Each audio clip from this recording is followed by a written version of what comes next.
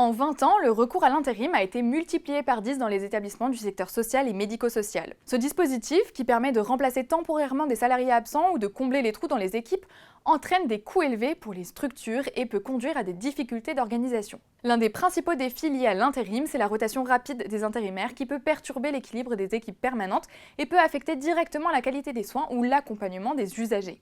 Pour répondre à ces problématiques, la loi Valtou du 27 décembre 2023 impose de nouvelles règles sur l'intérim. Depuis le 1er juillet 2024, les établissements relevant des champs de la protection de l'enfance, du grand âge et du handicap, comme les foyers de l'enfance, les EHPAD ou les IME, ne peuvent plus embaucher des professionnels de santé et des travailleurs sociaux intérimaires qui viennent tout juste d'obtenir leur diplôme. Autrement dit, les infirmiers, les aides-soignants, les éducateurs spécialisés, les assistants de services sociaux, les moniteurs éducateurs ou encore les accompagnants éducatifs et sociaux doivent désormais avoir au moins 2 ans d'expérience en CDI ou en CDD par exemple, avant de pouvoir travailler en intérim. Un décret à venir précisera les sanctions pour les établissements qui ne respectent pas cette nouvelle règle. Cette mesure suscite des réactions partagées. Pour certains, l'intérim est un moyen d'acquérir une expérience variée, de découvrir différents établissements et d'obtenir une rémunération plus attractive. Ils s'inquiètent que cette règle réduise la mobilité des jeunes professionnels et diminue leur motivation à travailler dans un secteur déjà en tension. D'autres, cependant, considèrent que cette régulation permet aux jeunes diplômés de travailler dans des conditions plus stables et de bénéficier d'un meilleur accompagnement. Au lieu de se retrouver dans des équipes qui changent fréquemment, ils peuvent s'enraciner au sein d'une équipe